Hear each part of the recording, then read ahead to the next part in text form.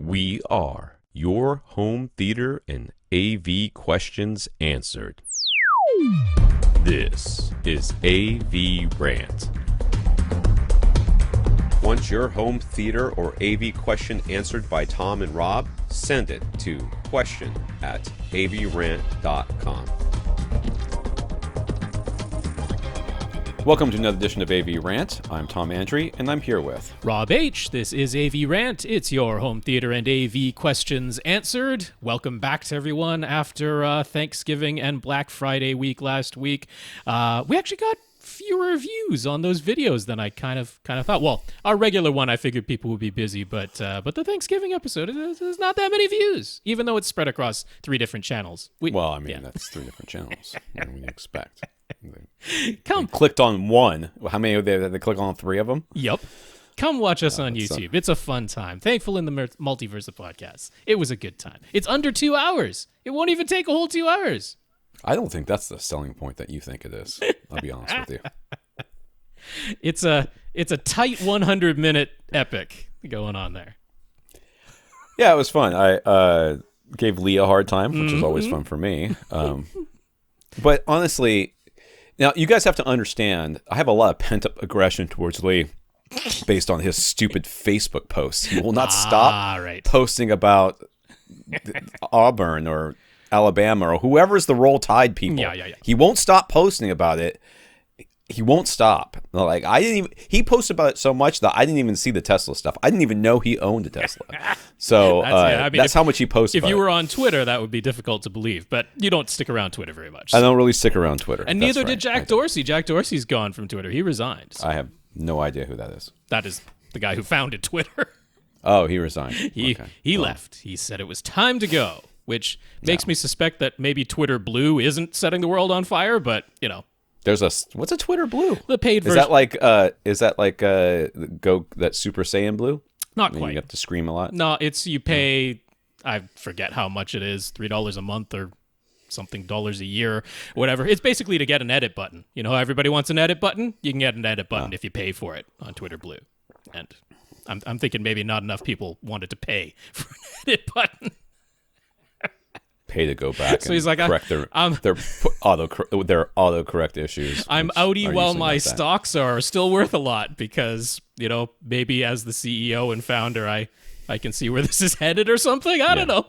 Anyway, I won't disparage. I don't know. Web 3.0, which I have watched many videos about and still don't understand at all. Is supposed to make platforms like Twitter obsolete.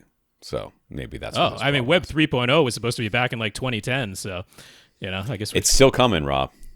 It's Web 3.0, it's AI, it's 8K, it's 5G. They've all just changed our lives for the better.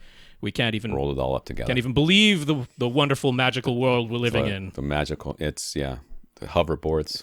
That's right. We got hoverboards now. Self-driving cars that totally do drive not into people and other vehicles.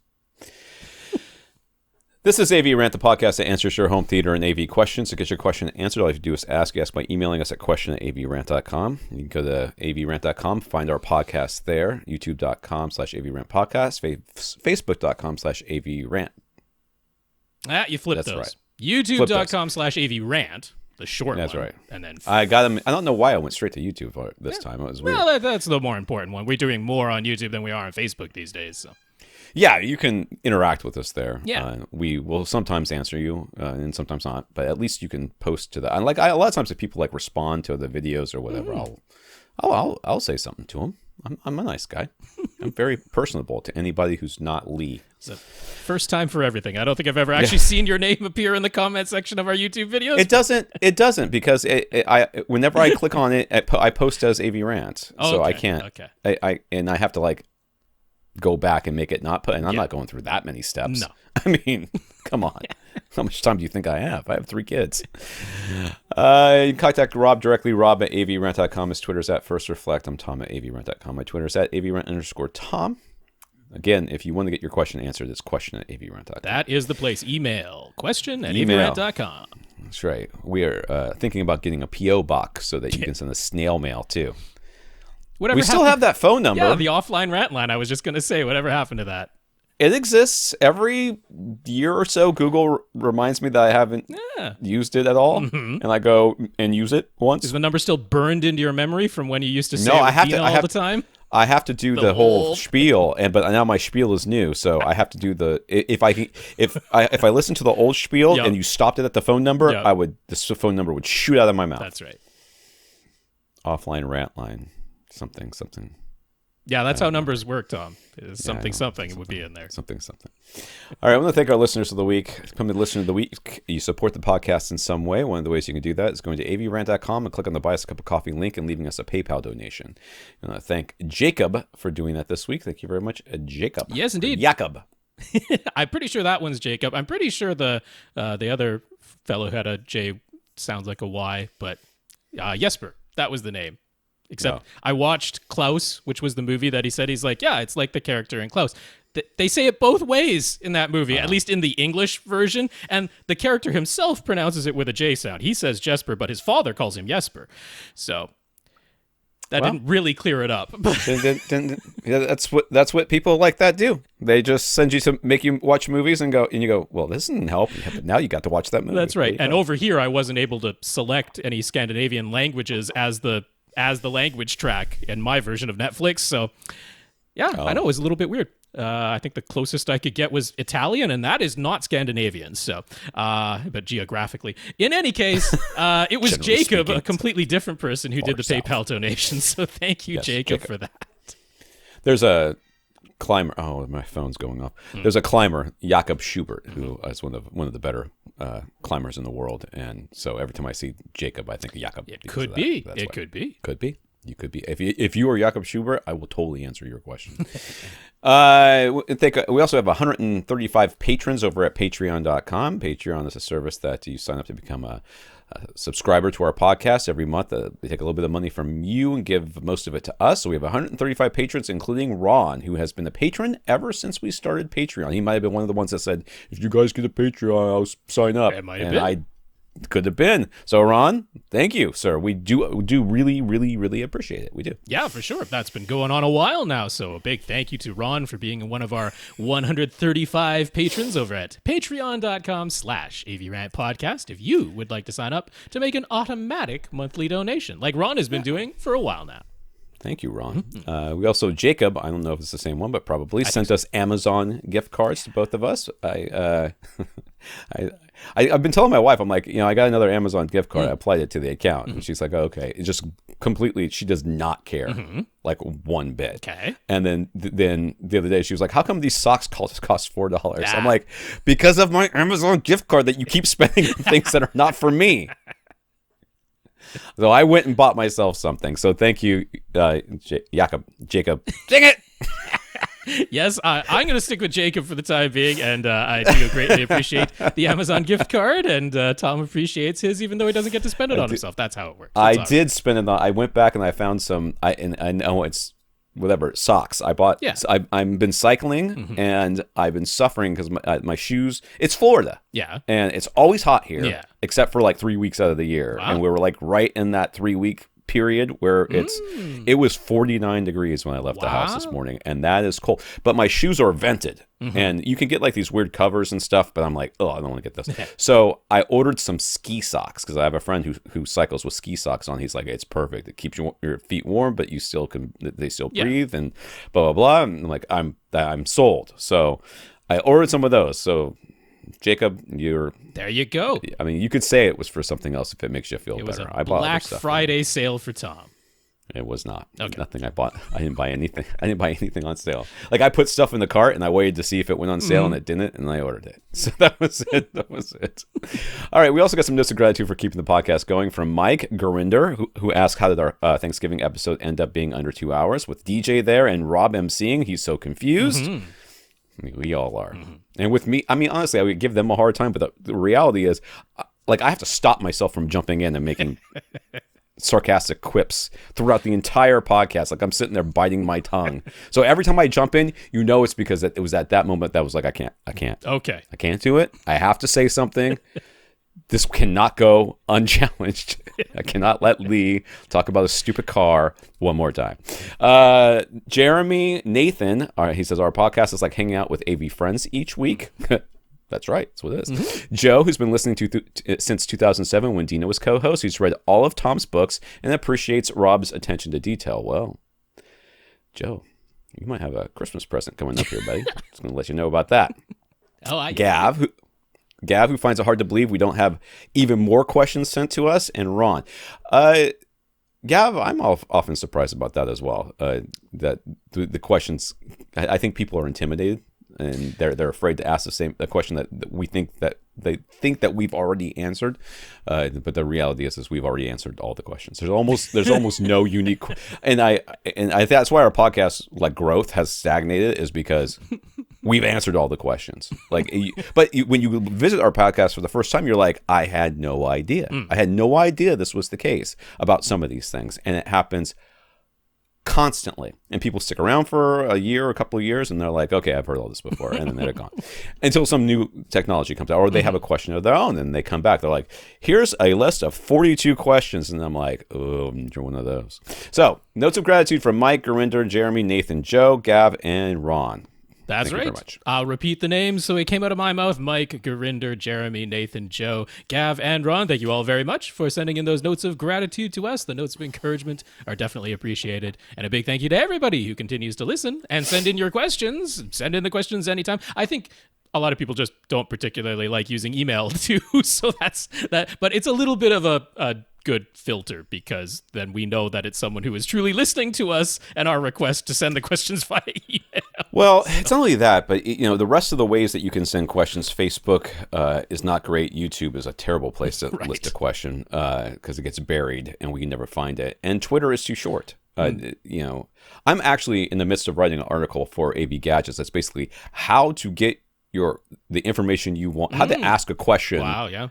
Not just on our podcast, but just like in life. Like I'm on Reddit, looking for what people are actually asking questions about, and the questions are constant. Like I press the source button on my remote, and it won't go to the right source. It won't go to the right source. What's wrong? We're like, I mean, you didn't tell us the TV. You tell us what remote you were using. Any of the other gear. I mean, like, can you be less specific? I mean, I don't think it's possible. So I am going to write an article, and maybe we'll link that on like the that'd be cool. AVRant page someplace, so that people will be like, okay, this is how you ask a question on this podcast. All right, or in life, really. News from Karl. Roku pushed a firmware update to Roku OS version 10.5 last week. See? That seems like a perfectly reasonable name. OS version 10.5. I can get behind that. Users complained about multiple issues with various apps, but most egregious is that it prevented existing YouTube TV app installations from working. And of course, with Roku and Google still fighting, you can't download the newest version of the YouTube TV app from Roku's App Store. In a rare move, Roku ended up rolling back the firmware update. I have that Roku here, and I need to test to see whether or not it can do Twitter now, because that's the one reason, not Twitter, Twitch. That's one reason I don't use it. And I thought there was another reason, but I need to try that thing out again, because I'm really aggravated with the whole audio from the Xbox thing. Right. It just bothers me. Well, come December 7th, I think it is, it would be good for you to test out whether the YouTube app, not YouTube TV, which they've been fighting over for quite a while, right. But Google and Roku's agreement for just regular YouTube is coming to an end. I think it was December 7th. It's definitely in December of this year. Right. So yeah, testing that out would be interesting to see if there's even a YouTube app in the store anymore, or if the version that's already loaded on there continues to function or not. I just don't. I mean, I understand that the companies are having, whatever negotiations they're having and fighting or whatever, but the reality is, I don't know how you can expect users to continue to use your device if you don't give them access to the things that they want. That's the leverage that Google is wielding, because I know I know. And I guess, what leverage do each of them have? Roku is the largest third-party device as far as streaming devices go. So that's their leverage. They're saying, hey, there's more than half of the people who use some sort of external device. They're using a Roku. So yeah, you look at all those TCL TVs that have the Roku back on the back end. None of them get access to YouTube. I know. They have.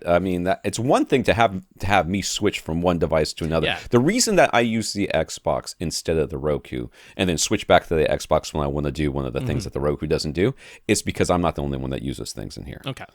If it were me, I would probably do that. But my family, the kids, of course, will figure it out. But my wife, it's just not a conversation she's willing to have.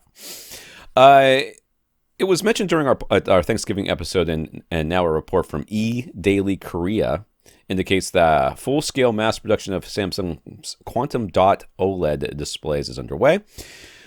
For their part, Samsung appears to have chosen the name QD display because nothing like making sure that consumers have never heard the name in any way, shape, or form before, so they can't associate it with the quality that they already associate with OLED. Let's just change it completely. To market this new display type, perhaps because they've spent the last several years trying to convince consumers that their QLED TVs are better than OLEDs, we don't know.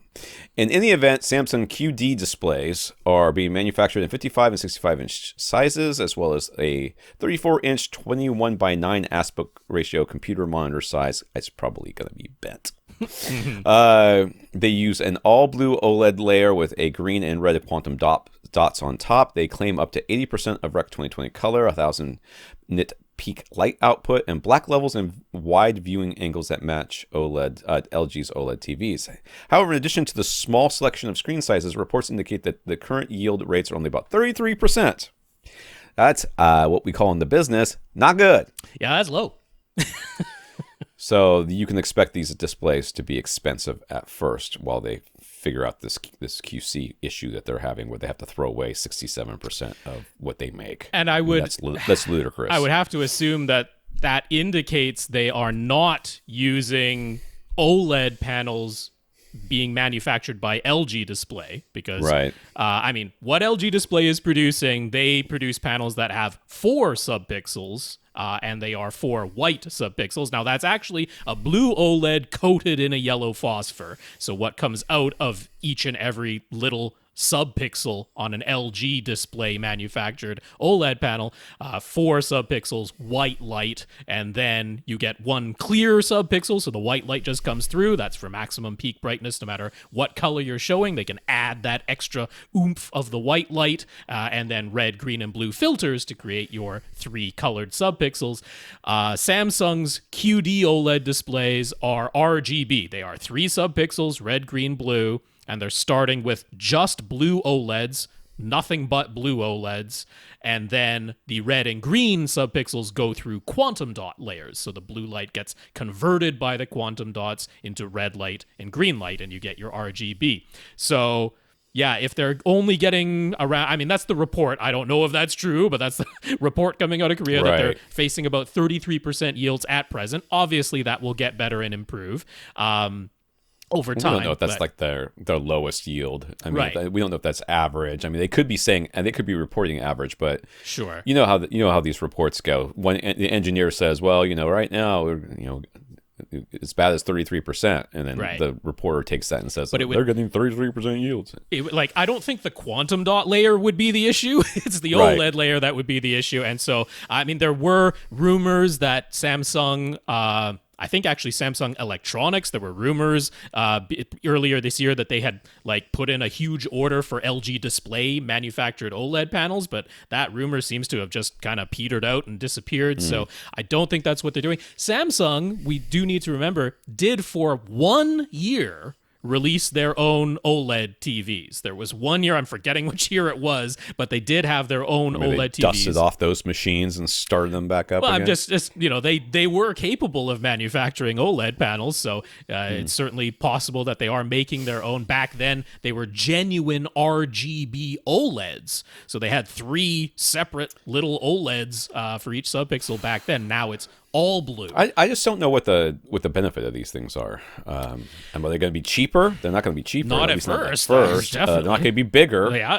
and, they're smaller. not going to be not really all that much brighter. I mean, or they don't have the full Rec 2020 color. They're saying a little bit brighter, at 1,000 nits, but that's just what they're saying. We'll have to measure to see if that's really true. Right. They are saying a little bit wider color, because 80% of Rec 2020 is a little bit wider than what LG's, WRGB OLEDs do. Particularly, I think the thing they're mostly going to be touting would be color volume, which is the gamut times how bright each color can get. So that's your three-dimensional color volume. And since LG's OLEDs use that fourth white subpixel to boost brightness, that actually slightly desaturates color when you make it super bright. So their color volume on LG OLEDs is smaller, and I'm pretty sure that'll be the marketing thing that Samsung goes after, because that should be superior. The color volume should be superior on these quantum dot OLEDs, or QD displays, as Samsung apparently wants us to call them.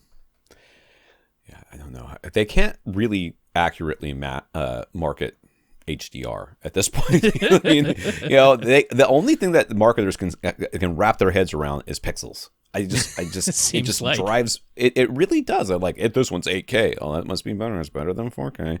Yeah, HDR is like the thing that makes the difference. How good do you handle HDR?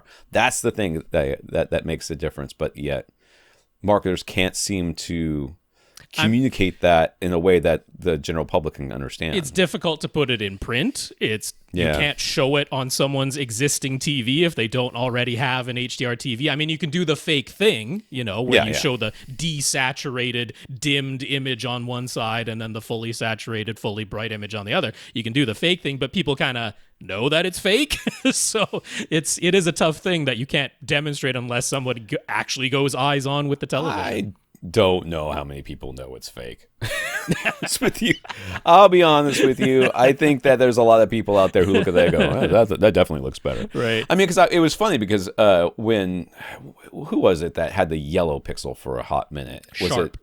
Was it Sharp? That was definitely and Sharp. I remember that their commercials on TV, and I'm looking at it on my TV, and I'm going, yeah, I see what they're doing, but how could it possibly be that they can show me this thing that my television apparently can't do, because that's what they're telling me it can't do, but I'm seeing it on the TV, on that same TV. And that's exactly what Rob's saying, which is that it's fake. Yeah. But who cares that it's fake? You're trying to show the difference, the relative difference, if you will.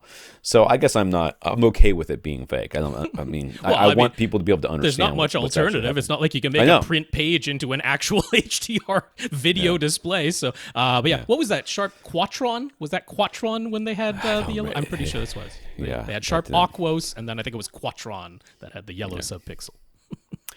All right. Some comments from listeners.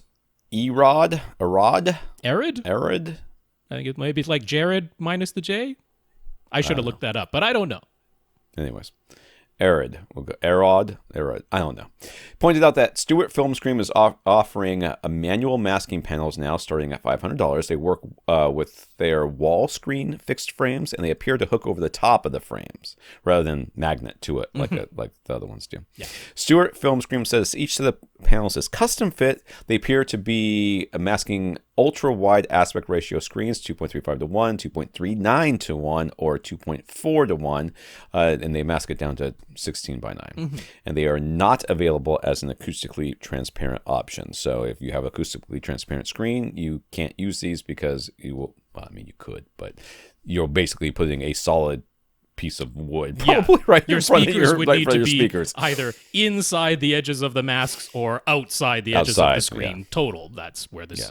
Whereas Seymour AV, you do have the option of getting their manual masking panels made acoustically transparent. So you could have the speakers behind where the masking panels go with Seymour AV. But I wasn't actually aware of Stewart Filmscreen offering manual masking panels of any type. So happy to know that they're there. They're really quite affordable, especially coming from Stewart. But I didn't see any mention of using top and bottom manual masking, which bottom masking wouldn't work in this system if it's, you know, a hook that goes over the top. A hook, yeah. But you could do the thing where you actually just do all of the masking across the top of the screen and then just use your projector's lens shift to, you know, move everything down to be even with the bottom of the screen. That could be an option, but I saw no mention anywhere on Stewart's site or any of their product literature on their manual masking panels to indicate that you could do top and bottom masking for a 16:9 screen.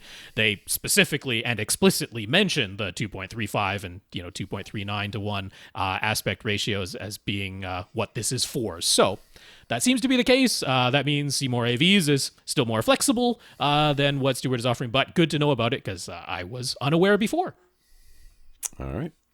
Bertrand wanted to clarify when he asked about field of view fist test a few weeks ago. It wasn't the peripheral vision test that Rob described, and it wasn't the thing that I had said, whatever I said. He had read about something where you could stretch your arm in front of you, make a fist, and that could approximate something like 10 degrees for every width of your fist or something. Yeah, that's a terrible test, by the way. In any case, this is mostly an excuse to get Tom to say fist test again, but it's also a chance for Rob to repeat a suggestion that we haven't mentioned in quite a while. You can use the compass and level apps on your phone to help approximate azimuth and elevation angles, respectively. It isn't perfect since you're eyeballing it, but just getting in the ballpark, the compass and level apps can do the trick. Or you can just count tiles. It's really count tiles in the ceiling is the easiest way to do it. But sometimes people like a numerical readout of some sort. They like to look at a screen and feel like they're really nailing it down. So I use that all the time. The compass app lets me, you point it straight forward, right at the middle of your screen. You look at the reading, where your compass app is, and then you swivel over to the left, swivel over to the right, and you just look at those. It works for speakers too, right? If you want to get the azimuth angles to line up with Dolby's speaker guidelines, it's not going to be perfect, obviously, but when you're just eyeballing it, but yeah, it gets you pretty good in the ballpark. And then for your elevation angles, for your Atmos speakers, or for where the top of your screen should be, if you're doing the 15-degree elevation angle thing that THX recommends for your screen height, well then the level app can work for that as well. So I haven't mentioned that in a while, and I think it's worth repeating. All right, that's fine. Whatever. Questions, Michael. We've mentioned 3-in-1 TV stands a few times. They are exceedingly hard to find these days. They're getting hard to find. So just so you know, they used to be like ubiquitous. I do have everywhere. A suggestion coming up for what to do if you simply can't find a 3-in-1 stand that you like. Yeah. Michael would like to get one so that he can mount his 77-inch OLED without it being on a wall. And he would like to have a shelf underneath the screen to hold his center speaker. He's looked around Amazon and Wayfair and he hasn't found that many options.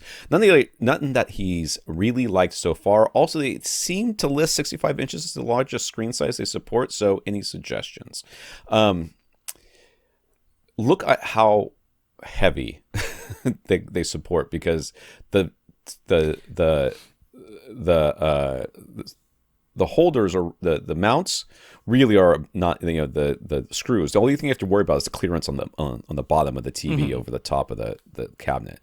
But most of the time, that 65 inch is just a suggestion based on like the heaviest 65 inch that they can find out there. It is absolutely about the weight. The 3-in-1 stand that I use in my own theater was one of the ones where if you just look up the listing for it, you can't find it anymore, unfortunately. Z-Line Designs seems to have disappeared, so they were the 3-in-1 stand brand that I used to like, but the one I had was listed as 65 inches as being the largest size. I've got a 75-inch TV mounted on there, and it is absolutely fine. Another thing to keep in mind is that the VESA mounting brackets on the back of the TV do not have to be perfectly centered vertically on the back of the television. There are multiple mounting holes if you need the TV to be a little bit higher or a little bit lower. It is perfectly fine for the VESA mounting bracket to be a bit higher or lower on the back of the television. And I see lots of Amazon reviews. They're like 1-star review, like, this mounted my TV too high or too low. And I'm like, did you even try to make any adjustment? It certainly doesn't seem like you tried to make any adjustments. So there's so much of that on Amazon. It There drives me sure is. absolutely bonkers. Like, bad review. It was damaged in shipping. Like, yeah. So that means the product is a bad product that no one should ever buy. product. Yeah. Or the delivery was late. But in any case, there is a brand called Transdeco. They were around on Amazon, but don't really seem to be anymore for some reason. But over at standsandmounts.com, they are selling the entire line of Transdeco 3-in-1 TV stands. Now, they're not super cheap, but they're not outlandishly expensive. They seem to run between about $300 and $400 in general. So, speaker on there too, a center channel speaker shelf. Yeah, for and some sure, of these options as well. So it's not that high off the top of the bottom shelf, but it's still, it's its own little speaker.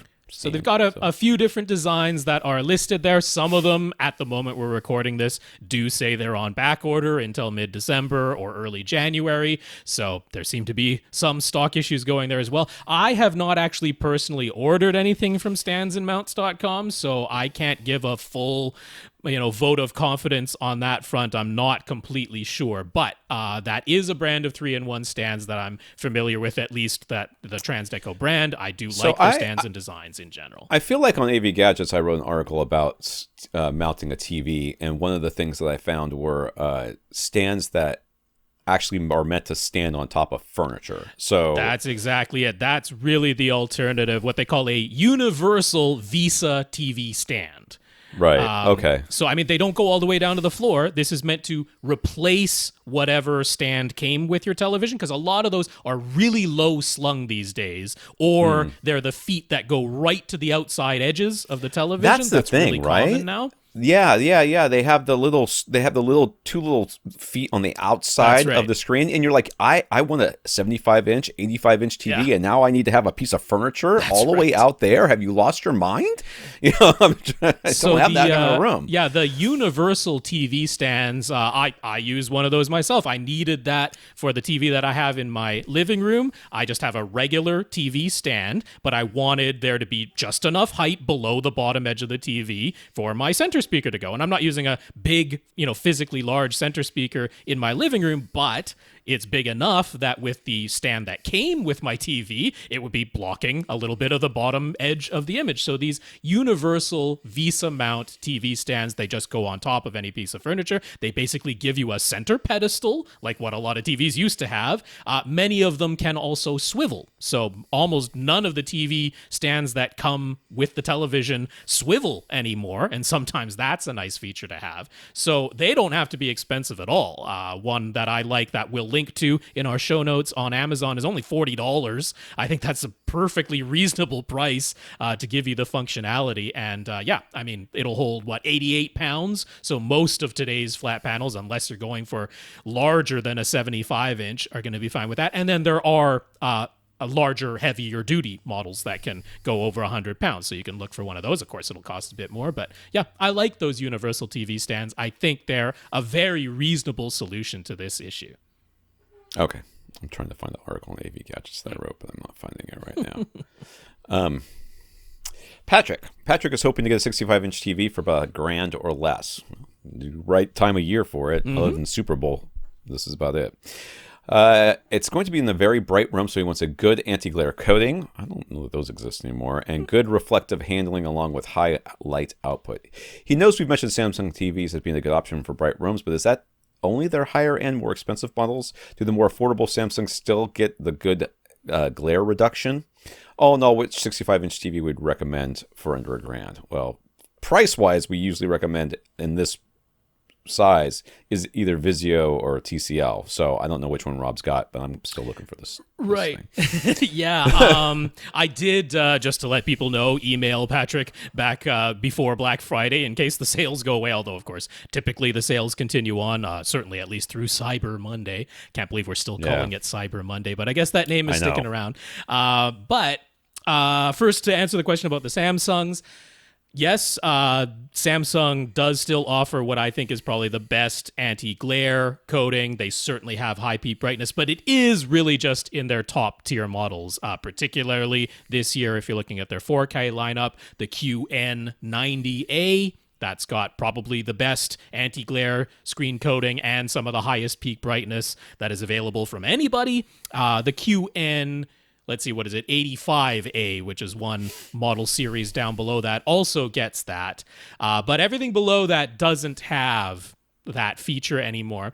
I did want to mention as well, one thing that's really handy, actually, if you go over to ratings.com, amongst their, many specs and measurements that they list in their reviews, they do have shots of the anti-glare, anti-reflective screens. They sort of have like studio lights that they're shining from different angles onto the screens and images to show you that. One thing that's worth paying attention to, because the first image is always with the room is fully black, but then they just have these studio lights that they're shining at a couple of different angles. And so you get to see how like crisp and sharp the reflections are. Some screens have a semi-matte coating, others are, really, really glossy, mirror-like. So you can see just how sharp the reflections are. But I would pay more attention to, they always have a second photo, which is when their warehouse was lit up and then they shine studio lights on this. So that's simulating like, a sunlit room or something to that effect. And the thing to pay attention to there, of course, the how sharp the reflections look stays about the same, but there are significant differences to how black just the back pane of the screen appears when there's full light in the room, because some, in a fully dark room, they have some of the best black levels, and that's still like objectively true. That's what the TV is still producing in a well-lit room, but because of whatever, whether it's screen coatings or just how the layers of the LCD or the OLED or whatever are put together, there can be pretty significant differences in what the ambient black sort of looks like on the screen, and some of them are pretty bad. They wash out pretty bad. So this is one thing where I'm like, even though everybody always talks about OLEDs not being as good for bright rooms because they just don't have the same peak brightness, blah, blah, blah, like, they look inky black no matter what the ambient light, situation is. Whether you got full sunlight streaming in, the ambient black, just the, nothing is on the screen. What does black still look like? It doesn't wash out. They stay black. LG's OLEDs have pinpoint sharp reflections, which in some instances is better because it means whatever you're seeing is just as small as the actual thing being reflected. It doesn't diffuse and spread that light out at all. With Samsung's anti-glare, anti-reflective coatings, as far as LCDs go, their retention of the black level is amongst the best. It's not as good as an OLED. It looks more gray in bright ambient lighting, but once you have the image on screen, then they're super, super bright, so there's that. And their anti-glare coating definitely diffuses the image, mostly horizontally. In fact, you can almost get a little bit of a like rainbow type effect, like it separates out almost like a prism a little bit. So depending on your taste, that can be a bit distracting. Nonetheless, for $1,000 for 65 inches, you're not getting any of the Samsungs that have the good anti-glare on them. So happily, TCL's brand new 6 series, this is the R646, not to be confused with the R635 that came out a little over a year ago, which they're still selling. This is the brand new R646. They'll have Google TV plastered all over it because that's the big change they made is they switched from Roku to Google TV with the R646 series. But the 65-inch was $900 during Black Friday as the time of this recording. I think that's still the price, $900. So we hit the size and the price point that we're looking for, but they changed the screen filter on the R646. They made it better. It is that's a better anti-glare screen, and the ambient black level that I was talking about in a well-lit room looks better on the R646. It is, for that price point, one of the brightest TVs that you can get. So that is checking all the boxes there, that TCL R646. Okay. If there's one criticism of it, it's that they updated the full array local dimming on it, and you can probably see a bit more blooming now because they went for higher brightness. And like, what are you going to do? It's still an LCD. Yeah, it's a trade-off. If you make it a bit brighter, you're going to see a bit more blooming like that. And they went for that trade-off this year. So But in a well-lit room, that's probably not going to be an issue. All right. Jeremy in France. Jeremy is trying to help out his brother, Anthony. Anthony has a small room, roughly 10 by 10. It's not dedicated to just being a theater. It's sometimes used as a guest room, and there are large windows on the right wall with a door on the back wall close to the left side. Let me tell you something about that room. It's a theater that sometimes people sleep in. Yeah. Okay? You set it up as a theater, and then you disassemble it or you move things around when people want to sleep there, unless they're sleeping there like every day or every week or three times a week or something like that. If it's when people come over once, twice, three times a year, it's a theater room that you let people sleep in every once in a while, and they sleep around the furniture as far as I'm concerned. But okay. He's got a 65-inch plasma, Panasonic OLED in there. Being in France, they can actually get those Panasonic OLEDs. We don't get those in North America. And he's been used. I gotta check my phone. Sorry. Oh, okay. It's ringing away, so I shall continue on. Yes, so he's got his 65-inch Panasonic OLED in this room, and he's been using a Sennheiser Ambio sound bar for the sound system. The Ambio sound bar was expensive. It is a physically large, expensive sound bar. Went for about €1,800 over there in France, so he isn't fully satisfied with it, despite the high price. It has some weird glitches with its volume levels, apparently, that he's been experiencing, and the surround effect is not entirely convincing to him. So it's more a matter of, given the price that he paid, he was hoping for better. Okay, so Ambio soundbar, blah, blah, blah. Yeah. Sorry. So I apologize to people who are out there that I ran off. I'll explain later. Okay. Anthony really wants a convincing surround effect with sounds fully encircling him and convincing front-to-back pans. But being a multi-purpose room, the looks are very important. They need to be sleek, small, and attractive. And I guess they being speakers. Yes. And when it's used as a guest room, he'd want to be able to easily remove the surround speakers at the back. He already owns an SVS PB1000. He asked for small speakers, and he has a PB1000. Well, it's hiding in the shadows in a corner, I suppose. It's not hiding. It's a 10 by 10. He could have gone with the SB1000 and then saved like half the room. The Ambio soundbar was able to output bass to that, but since he has it in mind that he wants a genuine surround speakers plus sleek, small, and ideally wireless. Okay, dude.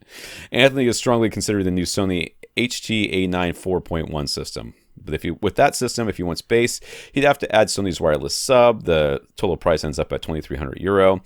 And for that price, Jeremy thinks he could get something better. He's warned his brother that he still has to deal with power cords running to each speaker, and despite the hype around the HT-A9 system, Jeremy isn't convinced it's really all it's cracked up to be. It wouldn't be that hard to just run a pair of speaker wires from the front wall along the right wall below the windows to the two surround positions at the back, and with some banana plugs, it would be easy to connect the surrounds when needed. So he was thinking that a AVRant slim like a receiver plus some attractive speakers would be the way to go. Anthony could continue using his SVS sub. So if we could suggest some speakers that would fit the budget and the desire for clean looks, would we agree on going that route, or should his brother get the Sony HT-A9? He should not get that Sony. I can tell you that right now. But wall mounts are the solution here. Sure. I think running speaker wire along the baseboards or in the right, just tuck it underneath where the carpet or whatever over there, all the way around the room. You could actually. I mean, if this is a home, it says it's a home, but maybe it's an apartment or something. You could actually just you could drill a hole just above the baseboards. Mm-hmm. If you aren't comfortable taking off the baseboards, you drill a hole up there. Buy a cover, just a normal cover that you would normally buy that just has a hole in it, and then run the speaker wire up the wall, and then wall mount that speaker, and it stays there. It's wall mounted. It's slim. Mm-hmm. So I'm thinking something like I don't know what he has access to over in France, right? So the ELAC speakers would be the ones the thin on wall ones. I mean, I posted an article that have a ton of on wall options. I just don't know which ones are there in France. But like NHTs, they're not small, but they're not big. They're pretty small, and you just wall mount everything. I would wall mount everything. He's got access to SVS too, right? So, you could do the prime elevation speakers and put them up high for your surrounds and your surround. I mean, he doesn't need surround backs. So for your surrounds, you just put the elevation speakers up high, and then put some speakers up on the front wall, and Bob's your uncle. So yeah, the elevation speakers are available in white finish as well if you're wanting that as the color choice. I just wanted to mention, that Sony HTA9, I mean, they did the thing. They got the marketing word out there. Their marketing team did a good job because that got all kinds of hype and people got all kinds of excited about it. And it was, to me, it's a little bit humorous. I mean, it's a kind of cool system that they've got. They've actually put microphones into each of the 4 speakers in the HTA9 system. And so when the test tones play, it is capturing that sound in the microphones of all the other speakers. And it uses that to set distances and trim levels and apply some... I don't actually know if it's applying EQ, but they've got their spatial 360 Sony audio that they do with this thing. So it's sort of mapping the relative positions of the speakers. I mean, in the images and in the marketing material for the HTA9, they talk about, the front speakers and the surround speakers, they don't even have to all be the same height. Put these speakers wherever you want because it's going to detect where they are and adjust itself. What else does that? The microphone that's included with your AV receiver will do the same thing. So I appreciated Caleb Dennison over at Digital Trends. He did a full review on it, and initially he was like, "Yeah, I'll just roll this into one of the TV reviews. It's going to be a sound system." And he's like, "Yeah, there was so much talk about this thing, and the results he got, he felt were enough that he made an entire dedicated video about it for Digital Trends." He's like, "Yeah, so look, if you want more convincing surround sound than just a 2.1 sound bar is going to give you, it delivers that, because there are physically speakers around you." He's like, "For music, it's not so great." It's just, I mean, all you guys out there and gals out there listening to this podcast, I've been a professional reviewer for a very long time now. Whenever somebody punches down like that, whenever they say, compared to your TV, this is a huge improvement. Yeah. It's crap. Okay, it's garbage. Well, and when it is definitely. I mean, what they're saying is they're not lying. You have to understand this. They are not lying. It is true what they are saying. It is better than your TV speakers, but that is setting the bar absolutely as low as you possibly can. Like, there is no reviewer, none, who has ever taken a soundbar, hooked it up to a TV, and said the TV speakers sound better, and actually tested them. Right. Like, we just hook it up and go, this has got to be better than the TV because the TV speakers are always garbage. Always garbage. So, I mean, I can't stress that enough. And any sort of gimmick or whatever, wireless, anytime you get locked into an ecosystem, Apple, anytime you get locked into an ecosystem because, they have a proprietary connector or you have to use their wireless solution, and if one thing breaks, the whole thing has to be thrown away, don't buy it. Don't buy it. That's it. Full stop, don't buy it. I had to laugh a bit because one of the things that they tout with this Sony HTA9 system is that if you have, I think there are 3 models of Sony televisions that actually have the center channel input. Like going back a couple years, they actually had speaker wire there, but now they've got one that's just like a 3.5 millimeter jack for a center speaker input on just a couple of Sony television models. And this HTA9 system has a center speaker output on the little box to let you use that, when they're vibrating the screen itself. On like the Sony OLEDs, to use that as your center channel for this HTA9 system. Even What Hi-Fi over in the UK, who gave this thing a ridiculous glowing review, because I'm pretty sure they got paid to get, because that's how they make their money, is marketing dollars. They don't get paid. They get they give it. So what you do when you want to have a good review is you give the product to somebody that will give it a good review. Right. Not that you're asking them to give you a good review. You're like, this is an advertiser. We know if we give it to Tom, because this is what used to happen to me all the time. We know if we give it to Tom, he's gonna slam it. So we're not giving it to Tom. We'll give it to this person. This is the first thing they've ever reviewed. No one has ever come out of the gate and given a bad review. It just doesn't happen. So that's, I mean, it's not like they're asking or being paid for. It's just like, we really want Sony advertising dollars. Yeah. Yeah, they do. They want a review of this thing. How are we going to give this thing give this a good review while maintaining our journalistic integrity, so to speak? Which is hard to really say when you're telling people that integrated amps sound 7,000 times better than receivers. But they still, whatever. So that's how they do that. I mean, I want to stress that they're not. It's not like Sony is coming across saying, it's not pay for here's a stack of money, but only if you give us a good review. That's not how that works. It's sort of a they are a sponsor. Everybody wants to keep everybody happy. But my point being, even they were like, yeah, that the sound does not match from left to center to right when you do that thing. And the Digital Trends Caleb Dennison also said the same thing. He's like, yeah, it's probably better just to stick with the Phantom center thing that this thing does anyway. So all in all, I can't say I'm a huge fan of that, particularly for the price. Those speakers also in that HTA9 are not as small as you might think from the promo images. Right. They're sizable. I mean, they are kind of cylindrical, but they ain't tiny. Yeah. That's for darn sure. You cannot look at a black speaker on a white background or a white speaker on a white background and look at that and say, I know how big that speaker is. Right. You can't do it. I mean, I am like I said, I've been doing this for a lot of years. I looked at those Focal Bird speakers and I was like, those are tiny. And they got here, I was like, holy crap, these things are massive. And I mean, it's fine. It's what it was. Anyways. So on top of that, given that he also has a PB1000 already on hand and would not be able to use that with the Sony HDA9 system, I am 100% in favor of going with the Marantz Slimline receiver. I would go with the current model. That's the NR1711. I looked up some prices from where I could find it over in France, and it seems to be anywhere from 700 to 800 euro.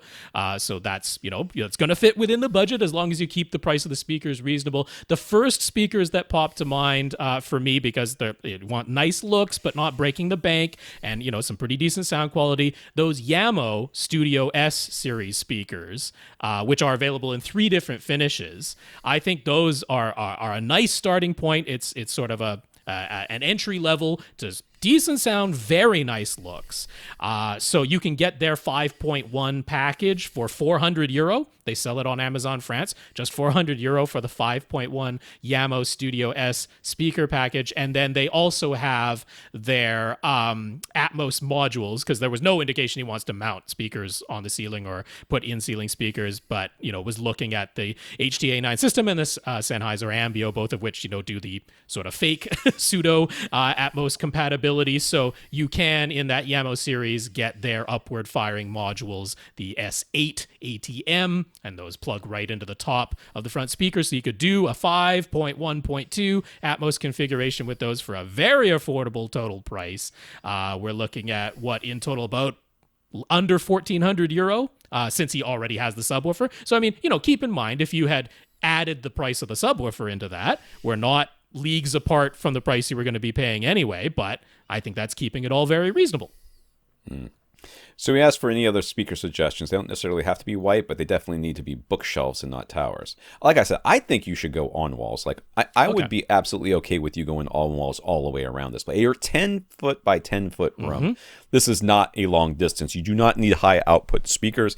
You've got a subwoofer that will easily integrate into whatever the heck you want to integrate it with. So I got no problems with you getting whatever in doing on walls all the way around. Now you've already we talked about the prime elevation speakers. The prime satellites would be perfect for surrounds, and then the prime bookshelves and center up front would be fine, or you could do satellites all the way around. Honestly, you sure could in a 10 by 10 room.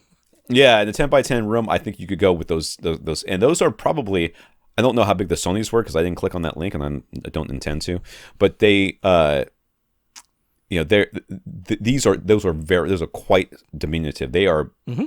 I mean, you would look at these and go, those are smaller than bookshelves. Those are half the size of a bookshelf speaker, if not less, depending on what you're. And the private elevation speakers are not much bigger. They're just angled. So you could do a lot of things with it. So I could go that way. Like I said, I have an article, Best on Wall Speakers at AV Gadgets. It includes the ELAC speakers. There's also dollies, which I don't know if you have access to dolly over there. I know that they are in that general vicinity.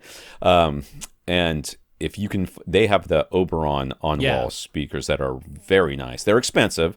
They're like in the United States, they're $750 a pair, which is a lot more than what Rob's suggesting here. But I don't know what you're really going for as far as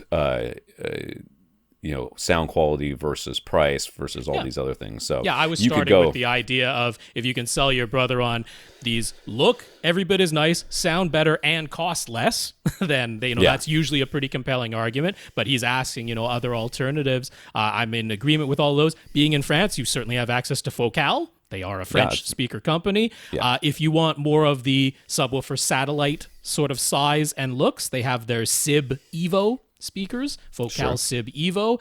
They are definitely more expensive than like the Yamos or the Elacs, more along the prices of those Dalis. But that would be one you consider. You could also look at their second to lowest tier of their regular speakers, which would be the Cora series. The Cora series has a nice complete lineup of every type of speaker that you might want, including fairly slim ones that can be mounted right on the wall. So that can work out nicely from that Focal Cora series, and really nice looks and sound quality on those ones too. So those are certainly worth considering. If you want the absolute flattest on-wall speakers you could possibly do, Kef's T-Series, and Kef would be available in France, no problem. That's on my list as well, by the way. It's in the AV Gadgets article. But the T-Series is as flat as on-wall speakers. I mean, those you could leave mounted as your surrounds 100% of the time. There'd be no need to take those down. They're practically paper thin. And then one thing that Kef offers, if you still, or your brother, still wants sort of the soundbar look and form factor, they have their passive sound bars over at Kef. The HTF 8003 is the one I like the most, and actually it would be kind of reasonable in this price point. It goes for about €900, but it's like $300 per speaker. So it's not far off the mark. If you just want that form factor, it still runs off of the Marantz receiver. It still needs speaker wires and power supplied to it. It still has 3 sets of binding posts on the back of it, but it's just 3 regular speakers, slim speakers, built into a soundbar form factor. And of course, you could look at Kef's regular Q series as well if you just want regular traditional speakers with some nice looks. So there you go. That's a good smattering at a variety of price points and form factors, and something out of there has got to work. And who are we talking to? Jeremy. Yeah. The one thing I want to warn your cousin, brother, whoever this person is, I forgot, Anthony, about is I would highly recommend you not unplug your speakers when they're, the reason I'm suggesting wall mounts and suggesting all these things and getting things, slim and on the wall is because I don't want you to unplug these speakers. Now, most AV receivers these days have protection circuits built in so that if there's a short across a speaker wire, the receiver is protected. That said, it's not like they are 100% bulletproof, and you are risking. I mean, you're letting somebody sit in this room, sleep, play on their phone, maybe have kids in there or whatever, with an AV receiver that all it takes is for them to power it on and have your 2 speaker wires, which are all over the place, which you've now unhooked all the speakers from. It would be better if you just wall mounted everything and left it in there rather than unplugging and risking having all these shorts going on and having the kids press the button on and off and everything else. And that's one reason why he kind of liked the idea of that Sony, the HD A9, because that's just a physical wall plug. The rest is wireless. So you unplug it from the wall, take it out of the room. So, there's some value in that. But if you're going with what Tom's saying, if you want the absolute safest, then that Kef T series, there's no chance that is going to be a physical obstruction when they're mounted on the wall. They're just ridiculously thin. If you can have a light switch in your room, you can have a Kef T series speaker. Right. I do like the idea of putting like the elevation speakers for surrounds, up on the wall, and then those are far enough away that you don't have to worry about up them. And out of the way, yeah. Yeah, and then the fronts, can just stay there. Maybe they're inside a cabinet or something like that.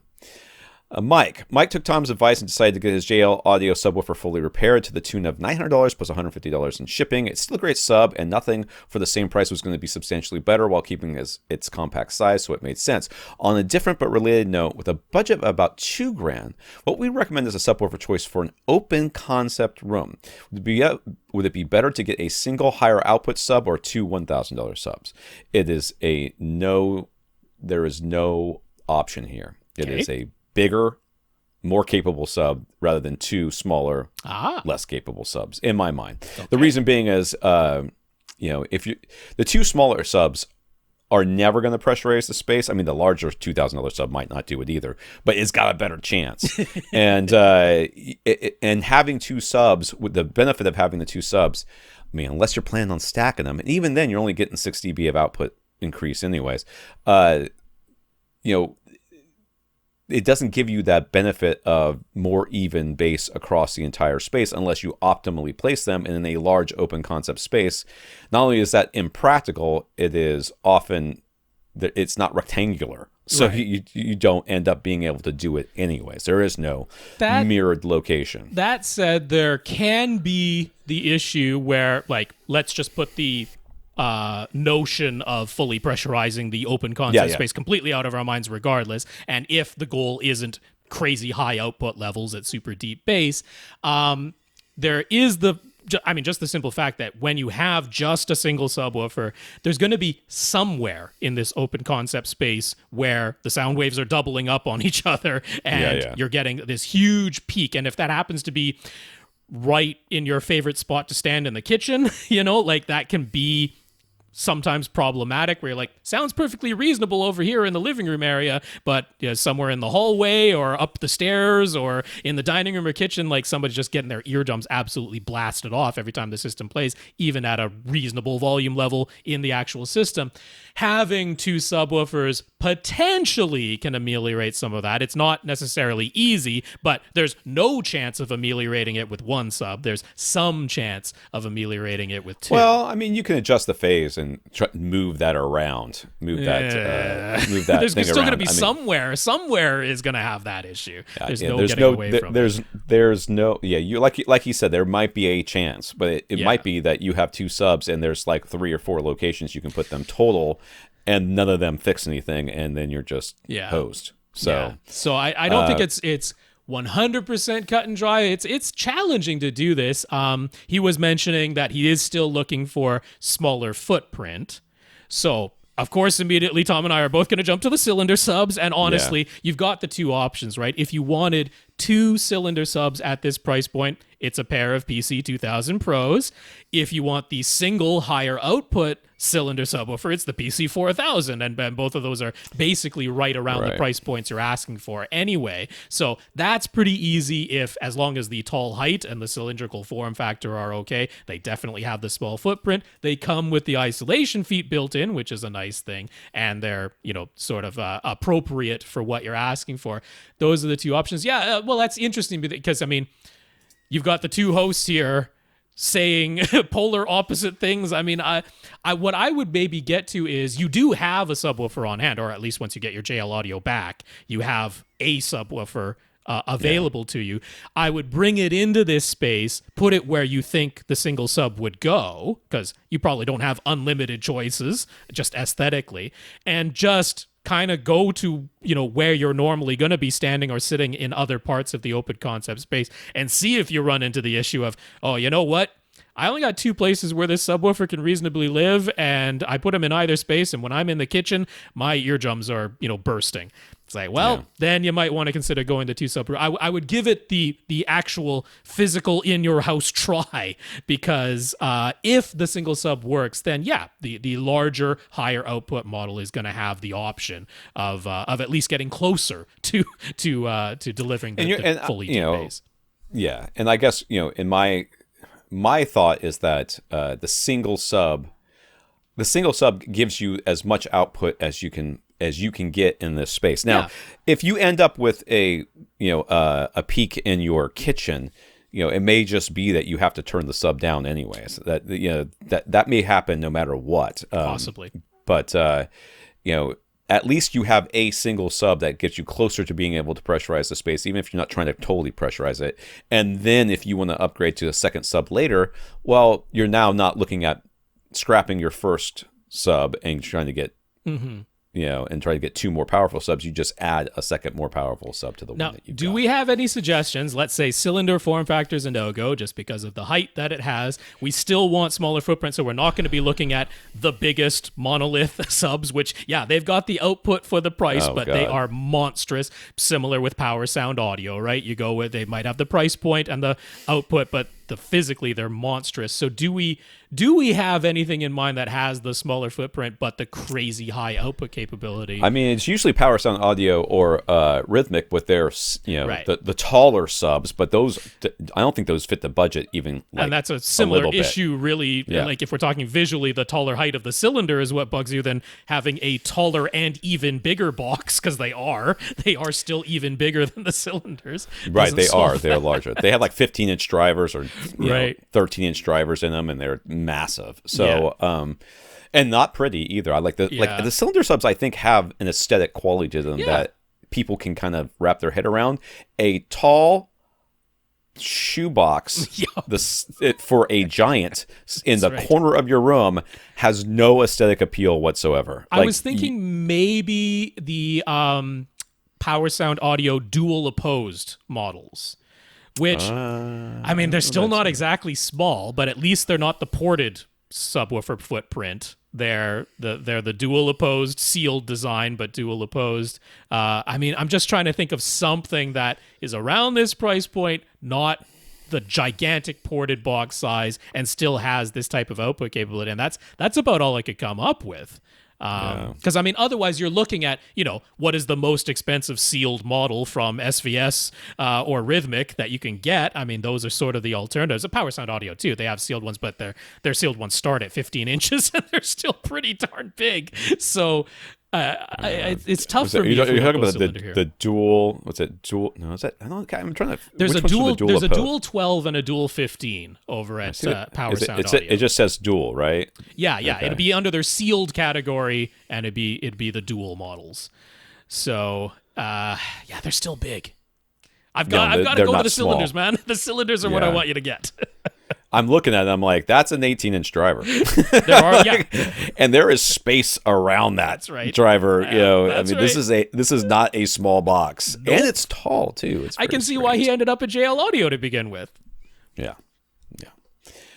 All right, I lost track of what we were doing here. We're on to Karl. All right, Karl.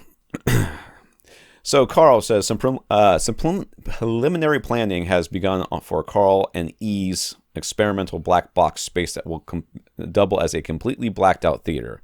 This is people that were trying to paint it, whatever that stupid black paint is. Black paint. This will be a room above a detached garage, so there aren't any concerns about noise getting into other parts of the house. There are a lot of unknowns at this point, so Karl will just like to talk through some ideas with us. Now, I just want to say, just because it's above a garage doesn't mean it's not going to get into the house. I mean, it's detached garage. At least, I understand so we're not that, too but worried about mechanical transfer. Mechanically, it's not going to start vibrating. I mean, if it starts vibrating in your house, you did something right.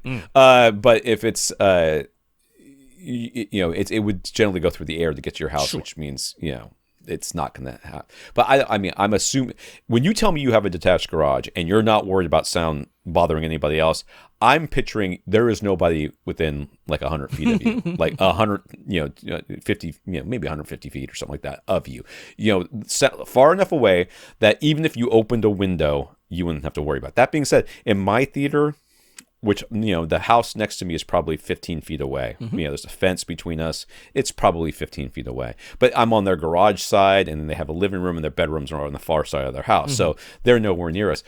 I've actually asked them multiple times if they've ever heard, anything coming. Because, I mean, it'll be sometimes late at night, and I'll be, rocking a Marvel movie in here. And I don't play it too loud because of my wife being in the room. But, like, when it's cool like it is right now, I keep the window open. So I'm, like, literally letting sound directly out. And I have not had problems. So, you do still want to be cognizant that if there are people close by, there is still a chance, including your own house. But at least this isn't, it's party wall to a bedroom, and it's got to be silent in there. You're not quite dealing with that level of soundproofing for sure.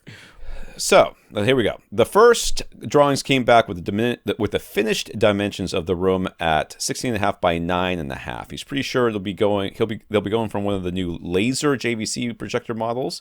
And since they both love a huge field of view, the screen will essentially be wall to wall at 120 inches diagonal, 16 by 9. 120, 16.5 feet. So they're going to be sitting like 12 feet away, maybe. Oh, they'll Probably. be sitting close than that. They'll probably be sitting 10 feet or closer because they love a huge field of view. Okay. So they'll be closer for sure. So right off the bat, any thoughts on the dimensions and setting up a JVC in there? I'm only worried about the throw distance. Literally, that'd be the thing I would. If you haven't already checked the throw distance, then you're just shopping based on specs. you need to look at the throw distance because that's the thing that's going to kill you with a projector is whether or not it can put the image up that you think it can put up from the distance inside your room. Now, I certainly checked over at Projector Central using their projector throw calculator. Wonderful tool for any projector. And yes, this should be able to work. Now, importantly, the native aspect ratio of the JVC projectors, it is genuine 4K resolution, not ultra high definition resolution. So it is 4096 by 2160. It is wider than 16 by 9 natively. So they'd have the little drop down menu at Projector Central in their projector throw calculator to make sure that you're selecting 16 by 9, which means it's actually projecting little black bars on the left and right. But make sure that you've chosen 16 by 9 and not the native 1.9 to 1. You want the 1.78 to 1. And then for a 120 inches diagonal, the lens of the JVC projectors for 120 inches, 16 by 9, needs to be 13 feet away from the screen. All right. So 16 and a half feet, you've still got enough room for the body of the projector, because there's the body of the projector behind the lens, plus they want you to have some room of air behind the projector as well. But that'll fit, that'll just work. You can't really go much larger on screen size, but that is as wide as you could do if the room is 9.5 feet wide. Now, I did want to mention, because he's asking right away, just thoughts on the dimensions. They only want it to be a two-person theater.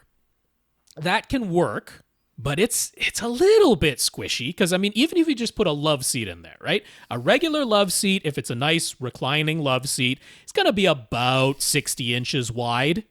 So that's only leaving you just about 2 feet on either side of that love seat. I mean, that's doable. That's okay. It's not literally too small. You guys could sit like you're in a cockpit of a fighter plane.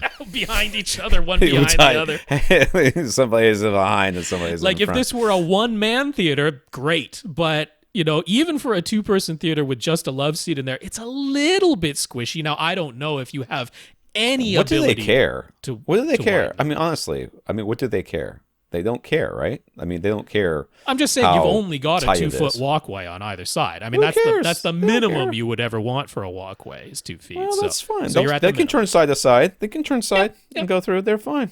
I think they'll be fine. That's just the thought off the top of my head. If there were the ability to make it even just 10.5 feet wide, I would opt for that. That's all I'm saying. All right, so did I already say this? Nope, we're on to B. Okay, so the whole idea is to go overboard in this room. He's actually looking into whether it might be possible to get the system THX certified and or a stamp of approval directly from Dolby. With that sort of idea in mind, any thoughts on potential speaker choices and what the configuration should be? He's willing to go beyond 9.2.6. Is there any value in it? Look at me. Look at my eye. Look at my eyes. You lost me at 9 point anything to begin with, but anyways, I'm on board with it.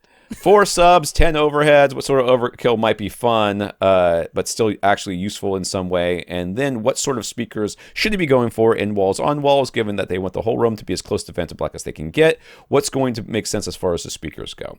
Well, what's going to make sense is if you, and this again kind of kills what Rob was just saying, trying to get more space, is to actually wrap the entire theater in black fabric, or like we had talked about, like false wall you're talking about, though, which would false wall, and then put the footprint of the room. That's exactly what I said. Is that this is actually hurting what Rob was saying, because then you could take and get a matte finished fabric, wrap that all the way around the room, and then put all your speakers, which would be on walls, thin on walls, just like we were talking about with the other person. And again, you're not sitting that far away from at least your surrounds and your surround backs. Now, I know that Rob's going to be okay with the 9 floor level speakers. Yes. I think in a room this size, it's ludicrous, but whatever. I've done it in my theater, and my theater is even smaller than this room. Yes, so and I'm on his for is it. also ludicrous. It so, I don't disagree with that.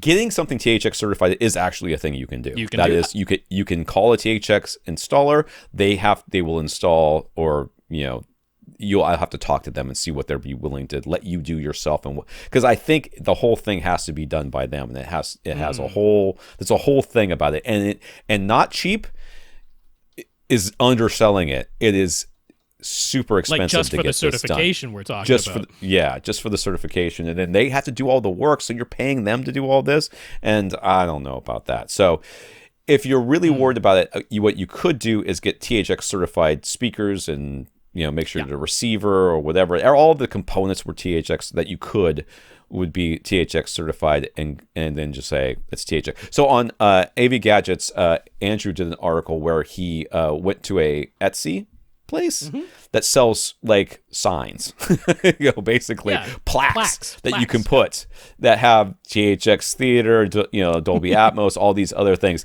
and you just buy them. You could just buy them and put them in there. Now, as far as what I would do for speakers, if it were my theater, 16.5 by 10 feet wide or whatever, I would go with slim on-wall speakers like the ones we were talking about in our last question. Leg cramp, hold on. I got it. Nope. Okay. Slim on-wall speakers for my surrounds and surround backs. I would do 7-point. Have bookshelf speakers up front, and your regular center channel or whatever.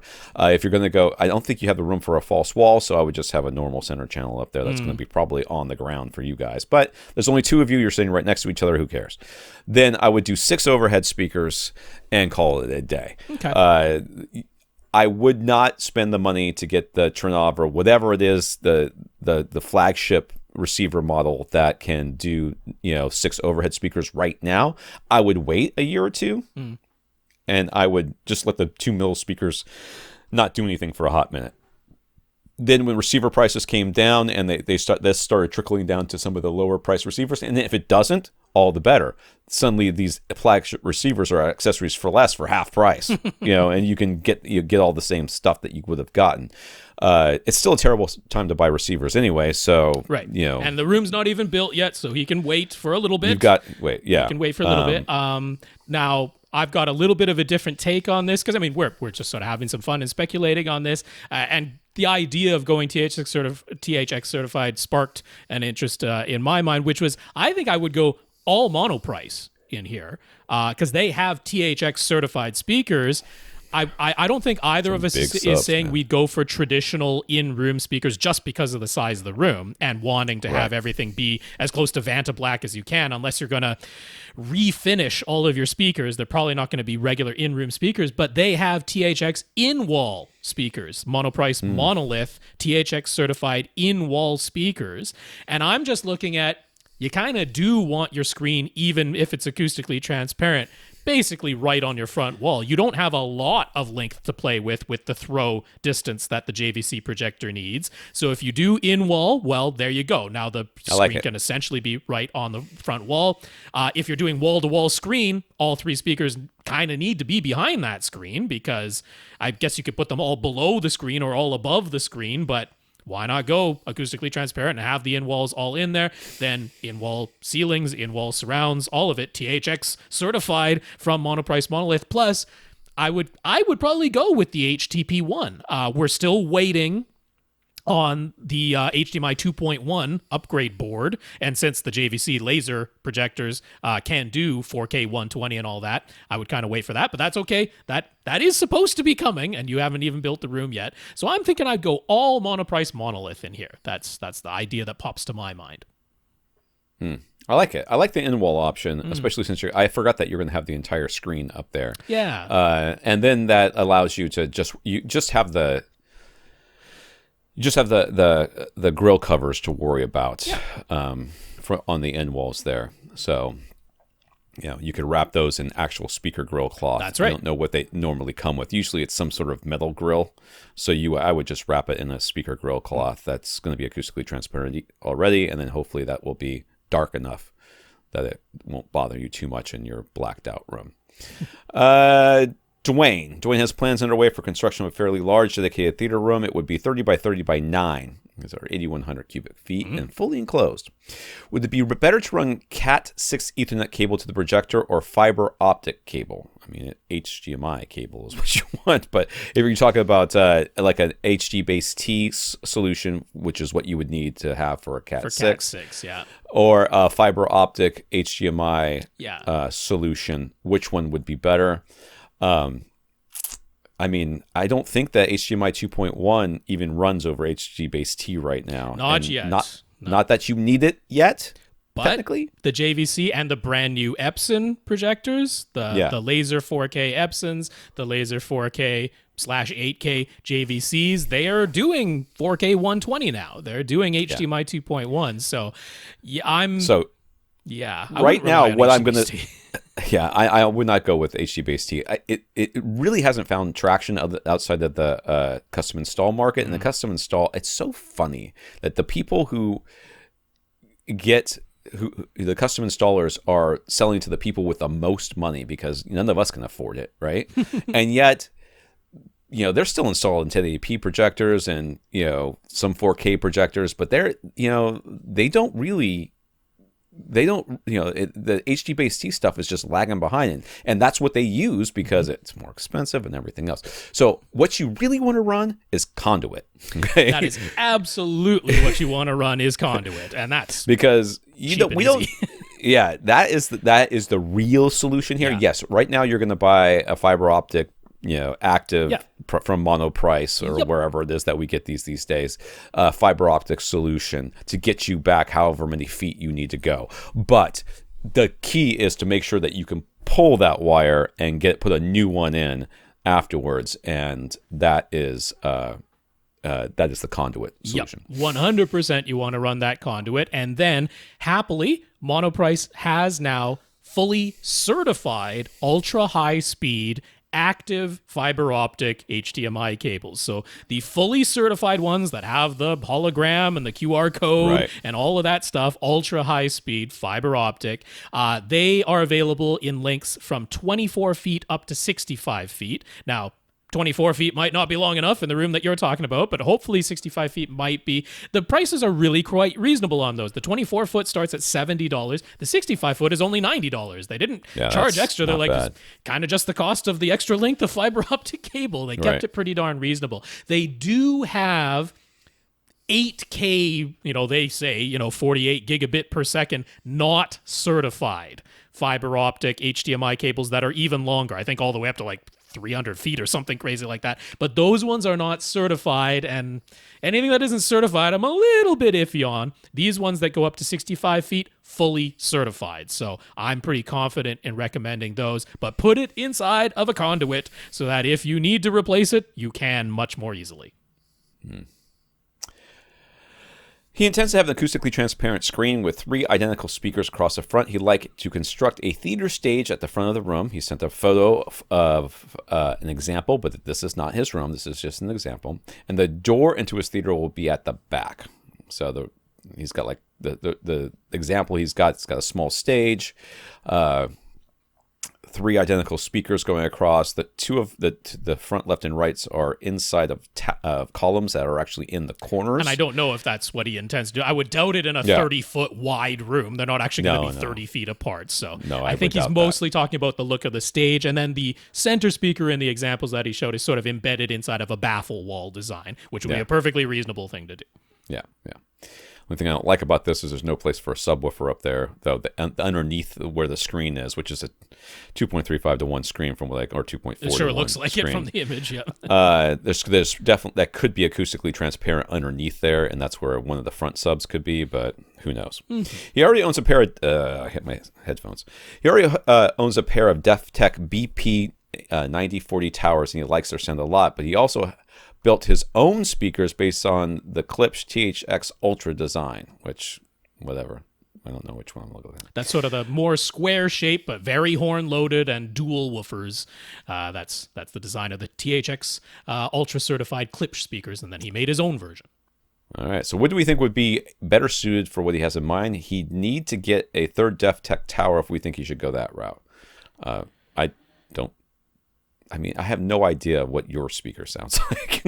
Sure. It's very hard for me to give you any indication of if we just what I assume it sounds like the THX Ultra Certified Klipsch speaker, which we have no idea if it truly does or not. But Yeah, I mean, who knows? Yeah, but at least the THX, anything that's THX certified is going to be relatively flat and play down to 80 hertz cleanly, which is essentially what THX certification does. There's a couple other things that they do, but is essentially a relatively flat speaker that will definitely cross in well to a subwoofer at 80 hertz. That's what THX certified. And he has gone in the designs that he talked about, definitely gone for high efficiency. He's kept the high efficiency of the Klipsch design. To me, this is simple because there is no world in which I would put bipole towers I know up against my front wall and behind my screen. There's no So for world those- where I would choose that. So to me, it's those similar to the Klipsch THX Ultra Certified speakers. They are meant to go in a baffle behind the wall. screen. That's Yeah, exactly what they're meant for. So to me, So easy for those of you that decision. don't know, the towers that we're talking about here, they have drivers on the front, Yep. drivers on the back, Yep. and woofers on the side. Yep. Okay, these are meant to be kind of 3 feet or more away from any wall, and generally speaking, and the built-in subwoofer that's in them is, I think, self-powered and everything else. Yep. So yeah, I would sell those DefTechs in a heartbeat. I would, if you can build these things, build yourself 7 of them total or whatever for your. You're talking about the Klipsch-like speakers. The Klipsch-like ones, and just put them all the way yeah. around, and then Bob's your uncle. That's the way I would do it. There's no question in my mind, though. Out of the ones that you have, I would go for the ones that you built, the ones that are similar to the Klipsch THX certified speakers. And it's not just that I don't really respect or like DefTech that much. I don't, but it's not just that. It's that throwing these things inside of which is essentially a cabinet is exactly the wrong thing to do with them. If you like the way they sound, you're really risking not liking them because you are putting them in the worst possible position for them to be in. They should not be behind a screen. They should not be against a wall. I would not, could not in a house. I would not, could not with a mouse or behind an acoustically transparent screen. Agreed. So what would we suggest for his Atmos speakers? One thing that's popped into his mind that if you go to a commercial movie theater, the Atmos speakers are visible and hanging down on the ceiling. They aren't in ceiling, so he kind of likes that idea, but more of a real movie theater look. Any suggestions? I mean, you're already building speakers. Why don't you just build more and put them up there? I mean, what's the I guess that's, you certainly don't need high efficiency above your head.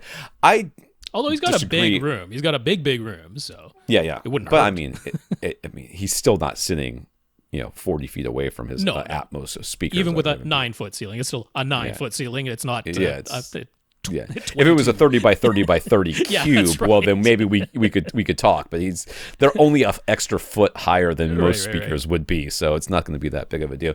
But I mean, we're talking perfect timbre matching all the way around. If you just basically, now you've got speakers that you've built, which I don't know if you finished them or not, but in this instance, you don't even have to finish anything. You just MDF it, acoustic caulk all the way around the inside of it, throw the drivers in it, install it in the wall flush, and then throw a grill over the top of it, and Bob's your uncle. I mean, I think it's overkill for Atmos. There's no doubt about it. But I do not like the idea of hanging speakers from the ceiling. And first of all, in a 9-foot room, full stop.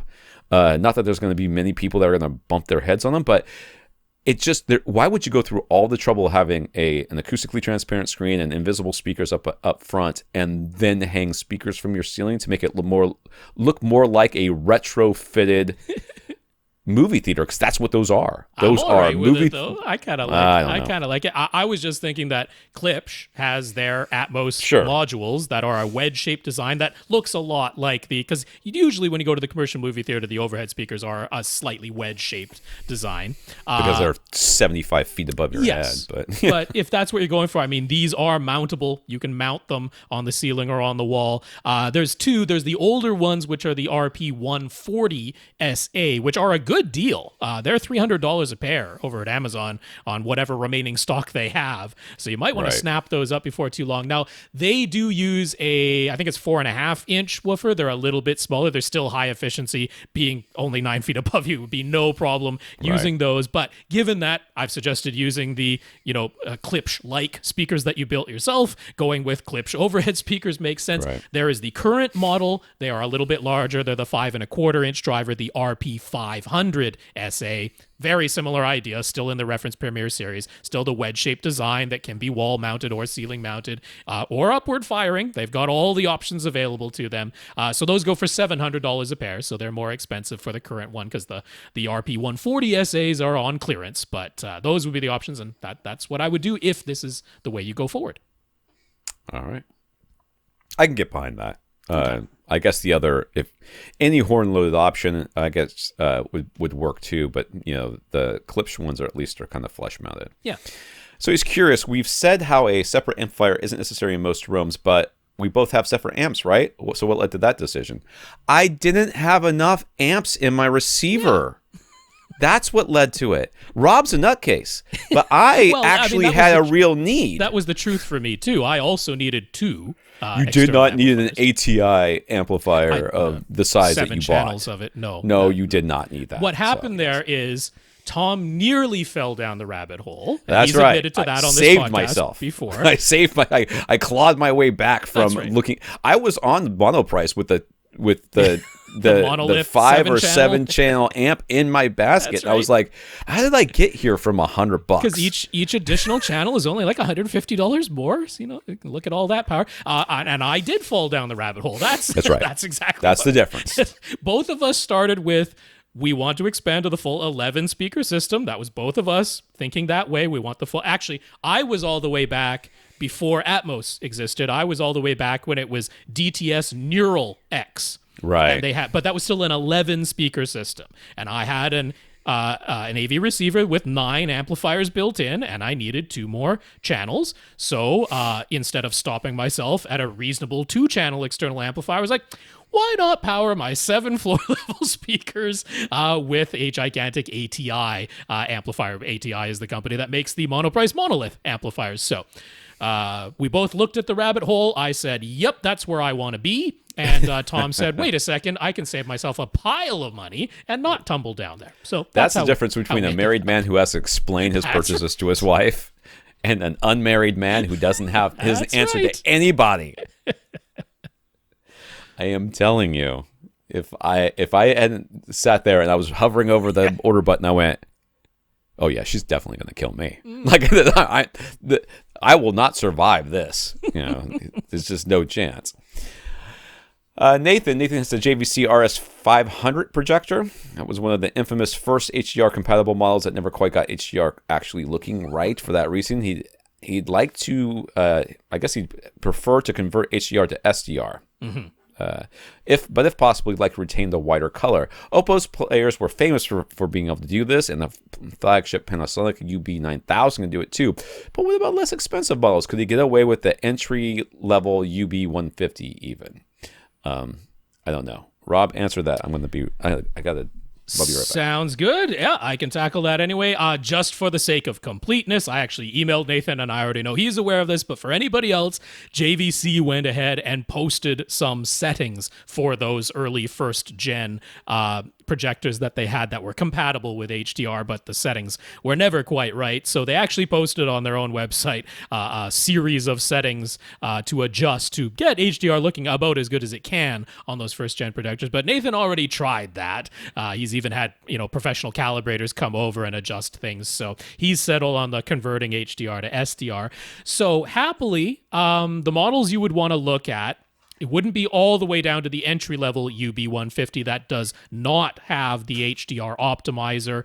The HDR optimizer from Panasonic would only be active if you are outputting HDR from the player. But when you do the HDR to SDR conversion, that changes into a different adjustment. If you press the same HDR optimizer button on the Panasonic remote, instead of the HDR optimizer slider that comes up when you're outputting HDR, you get an SDR slider for the conversion adjustment so that you can still raise or lower the overall image light level when you are converting to SDR. And if you go with either the UB420 or the UB820, the difference there being Dolby Vision, essentially. The UB820 has Dolby Vision, the UB420 doesn't, and you don't really need that for a projector.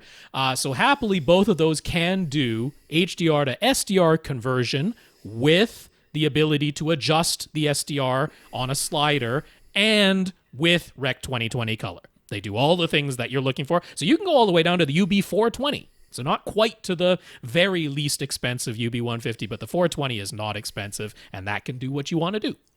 There you go. I started some more coffee, and I got my feet were cold. I have everything open in here because it usually gets so hot, but since I'm the only one home, I went. Joe's room is 18 by 20 with a tray ceiling that goes up to 10 feet at its highest points and 8 feet at its lowest point. So he's dealing with about 3,100 cubic feet in total. He's been using a Perion Bravus 210D subwoofer in there that uses a single 10-inch driver with dual passive radiators and a 500-watt amp. I have used that sub. Okay. I have owned that sub. I don't know where that sub is. I don't remember you owning that one. I had something like it. Let me look at this real quick. Hold on. I had dual. Yeah. It has a digital readout on the front, and it's something like that. Yeah. This lived with my parents for a while. Ah, okay. I did something. The with specs have it going down to 28 hertz, which is probably pretty accurate. I don't really have any reason to doubt. Oh, you know what? I had the 12. Is this a 10-inch? Yeah, I had the 12-inch. I had the 12. You had the version. 12-inch. Okay. Well, whatever. It's close enough. Similar idea. So they don't tend to listen super loud, so that sub has been okay in terms of sheer volume, but even if it cranks it up, he isn't really getting the really, really low bass, and we'd like to. So as an added bonus, if he replaces the Perion sub in his room, he can put the Perion in his home office. That room is 10 by 17 by 8, and he would only ever use it for music, so hopefully we agree that the Perion would be better suited for that smaller room and usage. ? Sure. I'm on board with that. It sounds very reasonable. I like subs that go down to 20 no matter what, but that's just me. But for music, there's very rarely content below about 32 hertz. So. I know. In the event for the main room, he needs to use a bunch of Best Buy gift cards, so he's limited to what they sell, but they sell SVS. So if price and size were no object, which SVS model would we suggest for his room size? 3,100 cubic feet, 18 by 20, 2000 series? But that would probably be ported. Right? If ported series, yeah. Price, I was thinking size, cylinder. I'm always thinking cylinder. Always thinking cylinder. Yeah. I'd be very comfortable with a PC 2000 Pro in 3,100 cubic feet. Totally. Yeah, the 3000 series if you're going to go sealed, I suppose. But that's pretty much the next question. If his wife would definitely prefer a sub that isn't much, if any, larger than the Perion. If he had three cats, so he's thinking the cylinder subs might not be the best choice all around. Yeah, so I'm not a cat owner / lover. I don't mind cats. I mean, I never really lived with one, to be honest with you. But I do see what cats do to furniture, and I think that the subs from SVS may be problematic for that. That being said, I would throw a sheet or something over it, an acoustic transparent sheet or something over it, and so that way, if they try to climb it, the sheet comes off on their claws or whatever, and then they fall, and then they stop doing that eventually. I mean, that would be my thought. It certainly depends on the cats, because different cats have different personalities, and I do like cats very much. But the SVS cylinder subs, the sort of carpet finish on the outside, it's not a very thick pile. It's very thin pile, and the surface of the cylinder sub itself is very hard to the touch.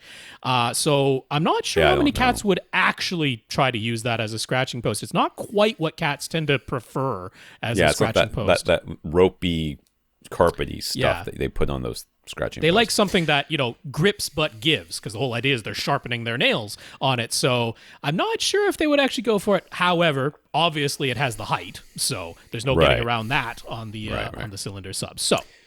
So he talked to SVS, and they recommended the SB3000. He'd be happy with that as long as his wife doesn't veto its size. So all in all, with SB3000 is not that big. Yeah. So all in all, what do we say? Would he notice a difference going from his Perion to the SB3000? Yeah, you would. I own a 1969 VW Bug, and I'm thinking of buying a Maserati. Will I notice a difference? Yeah. I mean, I'll put it this way. If Yeah, you you'll don't notice a difference going to the SP3000, It's not the sub. you wouldn't notice a difference going to any other sub because, Yeah. I mean, if you're literally never playing it loud enough to reach the threshold of audibility of the really low bass notes, it doesn't matter which sub is producing them. You're not reaching the threshold of audibility. So in that sense, there's a scenario where you change the sub and don't hear the difference, but you This definitely is SBS. have... You can send it back for free. That's right. You definitely have the capability of noticing a very real difference. Yeah. He says that the SB3000 gets vetoed with the SB2000 Pro being an okay compromise. I mean, it's not. I mean, if that's what you can get, I mean, it's better than nothing. But you're going for output in this room, and you're going to be not getting it, I guess, is what I would say. I certainly agree with SVS's take for the room size that you specified. If you're saying, I want the smallest, including height, that I can get to, I'd be like, SB3000 is the one where I have no hesitation. I have no fear whatsoever that you're going to get that and not be satisfied with it. SB2000 Pro is the type of output level where I'm like, you know what? I'll bet a lot of people would be perfectly fine with it in a 3,100 cubic foot room. I'll bet a lot of people would go, what were you talking about? What are you talking about that this might not be enough? It's more than enough. But they don't know what they're talking about. There's a little bit of hesitation there. So if you can, I feel super confident with the SB3000 in that room. Yeah. Infinite Gary, Rob's. Let me see, what time is it? Yeah, we should. Well, if we're able to go 2 hours, we've got 20 minutes, but I don't know what. I got nothing going on today. Infinite Gary, Rob said that PSB's upward firing Atmos modules are the best ones he's heard, and we know how Gary loves to buy gear and try stuff. One of Gary's setups, he has absolutely no interest in installing ceiling speakers of any kind, so upward firing modules are his only option. He already has the Klipsch Atmos modules in there, but he's be keen on giving the PSB modules a try, and he'll be able to compare them directly. But one question. As the PSB manual says to position the Atmos module slightly above seated ear height, but not higher than half the height of your room. Gary's room is 8 feet, so they're saying not higher than 4 feet in his case, and if they were directly on top of his surround back speakers, that would be right height-wise, but his speakers have a slight curve on their tops, and they're also in from the walls a bit, so he'd rather have the modules on some furniture at the back of the room. He's got a wardrobe back there. The modules can go on top of that, but they'd only be 2 feet from the ceiling in that case. So how important is it to follow the height guidelines that PSB has given? And if it's super important, what can he do to achieve that placement? I mean, I just don't think it matters. I don't think they work this way. I don't think that I will never, I don't know that I will ever be convinced that they are physically bouncing sound off the ceiling. I just don't know what world you would, I need to be in where the apex, where it hits the ceiling. I need to be able to sit on the floor and not hear the speaker. Okay. In order for me to be convinced they are physically bouncing it off the ceiling. That's the only way that works. So what I would do is, literally anything. I mean, you're at this point, you're just testing them out, right? Yeah. So why go through all this hassle of, trying to get the exactly perfect height? Put them on top of the wardrobe, see if it works. If that doesn't work, I don't know, find a speaker stand and put it next to the thing. I mean, just whatever. It doesn't matter. The other option is that PSB has thought of this, and they include a wall mount, which there you go. It doesn't like rotate the speaker, horizontally so that it's like wedge shaped firing down like, prime elevation speakers would be. This is still, the speaker is still held in the upward firing. So it's jutting out from the wall, okay? Make no mistake about it. It is jutting out from the wall because, like I mentioned, the PSB Atmos modules are only upward firing. That is what they are. They work as upward firing modules and only that. So the wall mount that they come with, you can wall mount them and then they jut out from the wall and still fire upward. But that is an option. Obviously, it's a little bit more of a permanent solution. So if this is truly just a trial, this is Infinite Gary. You've got to have some speaker stands or something around the house that you could bring into here and temporarily put them on top of there. most important thing with the upward firing modules is that they cannot be below your seated ear level. That just doesn't work, because then you just hear their sound directly. There is no sense of illusion that the sound is coming from above you rather than directly from the speaker. You must not have them below ear level. Having them above ear level, I mean, I haven't really done enough experimentation on my own. It's not like easy for me to change my ceiling. So, and like, you can't walk up to the speaker and compare that to the sound when you're in your seat, because of course the illusion disappears if you walk up to the speaker. So a lot of the tests we can do with other speakers to see what kind of timbre and dispersion they have kind of fall apart with the whole upward firing thing. But yeah, I mean, if they were I suspect, just like Tom, if they were considerably higher than halfway up the wall, it would still be okay, because I think it's mostly about that head-related transfer function. But I can tell you, they do not work if they are below your ear level. So don't do that. Don't put them on the floor just because that's where they can go. That won't work. Yeah, you're Infinite Gary. I'm sure you've got a spare pair of speaker stands somewhere. So I would put them on those. Bunch of books. Yeah. Just put them up there. And I would put them on the top of your wardrobe, and I would do that comparison too. And you can come back and tell us how that went, because that would be valuable information. There you go. Gurinder started taking down the ceiling soffits in his basement theater. He'd forgotten how messy teardowns can be, but he's glad he did it, because he discovered that the previous owner had cut a hole in one of the main trunks of his HVAC ducts and then just left that hole there and covered it up with a soffit. No wonder it was noisier than he thought it should be. Plus, that's obviously been bad for efficiency this whole time. Yeah, holes in HVACs are not good. Nope. But it was nice and cool or warm inside that soffit, though. That's right. So now that he could do some HVAC duct repair and address some soundproofing concerns, the rest of the basement ceiling beside the soffits is still a drop tile ceiling. So with the ceiling being torn down, any suggestions for upgrades you should consider? Maybe some additional lighting. I don't even remember what this room looks like, my dude. I mean, other than running conduit, and making sure that's the number one thing, man. There's other, all the stuff that we keep talking about endlessly on this podcast is done. I mean, if it's a drop ceiling, you don't need you don't really need conduit unless you're, until it goes into a wall. Yeah. But other than that, no. I mean, I can't really.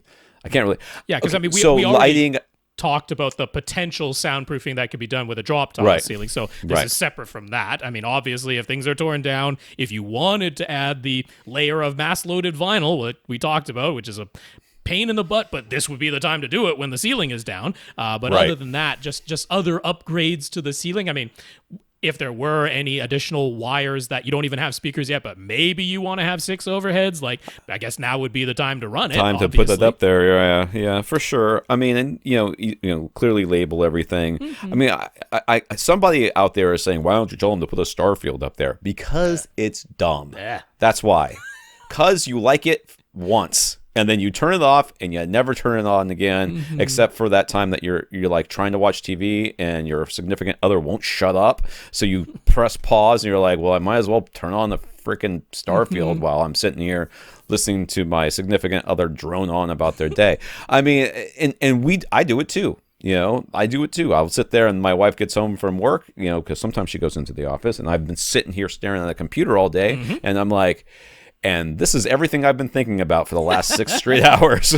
In case you were wondering, here it all is in one big garbage dump of it's like a Facebook post that has no paragraph marks. Right. So so we all do it, but that's about the only time you're ever going to enjoy something like that. So I just really say don't. And I would have to say, like, unless the soffits are exactly where you want some lights to be, I wouldn't opt for installing the lights into the soffits when the rest of my ceiling is drop tile. I would put it within the drop tile part of it. And then you can move them around all you want. Just make sure you got a little extra wire. Always replace the drop ceiling tiles. So that's where I would put any additional lighting, which honestly you can do at any time. You don't have to deconstruct the ceiling to do that. That's one of the joys of drop tile ceiling. So I'm not thinking there's much I would be doing to those soffits. The HVAC repair is a nice thing to have discovered and fixed. Yeah. All right, lastly, we got Gav in Canberra, Australia, who says, days without tyranny, all of the days. So in case you're following that little trend on TikTok, every once in a while I see somebody talk about it. And I I'm mean, like, Australia was a UK colony at one point, so I mean, you could call that somewhat tyrannical. So maybe way back then. tell you what, the Aboriginal people aren't real happy with them on there. So right. so yeah, so we'll you'll take that tyranny with So we'll say all of the recent days. Yeah. So Gav is using the Amazon Fire Stick 4K. Oh, you got to get it right. My Fire TV Amazon Stick Fire 4K. TV Stick 4K. Whatever. Get it exactly right. Don't ever send us another question about the stupid stick. I'm not talking about the sticks anymore. He's using that for a streaming service that is plugged into his Marantz and our 1711 slimline receiver. The Marantz is plugged into his Hisense TV, the one that seems to be limiting his music streaming to 16-bit. As previously mentioned, he has a 5.1 speaker configuration, but he has Dolby Height virtualization turned on so you can still listen to Atmos soundtracks. He has noticed that everything seems to work fine with the Disney Plus app. When he looks at the splash page for any given movie on Disney Plus, it indicates that HDR10 is available. His TV doesn't do Dolby Vision. And it indicates that Dolby Atmos is available. When he plays the movie, everything works correctly, and the front display on this Marantz says Atmos. But then when he goes over to Netflix, the splash page only ever says 5.1 for the audio. It does not indicate Atmos, and the front panel of his Marantz doesn't say Atmos either. So if it's working from Disney Plus, it can't be the hardware, right? Why would it be different from app to app? You have just answered your own question, but here, let us continue. Particularly Netflix, isn't it? Is that EDID that we talked about somehow responsible for this? He actually wrote to HD Fury to ask if one of their devices could get everything working properly, but they said they said he shouldn't need any HD Fury device to get Atmos working from Netflix. So, any ideas? Yeah, write to Netflix and see if they'll update their stupid app, because that's basically what the problem is here. So the other thing about Netflix, and Rob might be talking, but if he is, I'm talking over the top. No, not right now. I don't. Okay, I heard a audio glitch that sometimes happens, but Netflix, if you go into the audio settings, at least on the Xbox, they'll have like 5.1 original and like 5.1, and I don't know why it does that, but you can switch between the two, and one of them is the Atmos track, and one of them is not. Right. So that's about the only thing on your end that I think that you can check. If you're getting it, I think the original is the one that should give you the Atmos, but I can't be 100% sure because I'm using the Xbox and it sucks.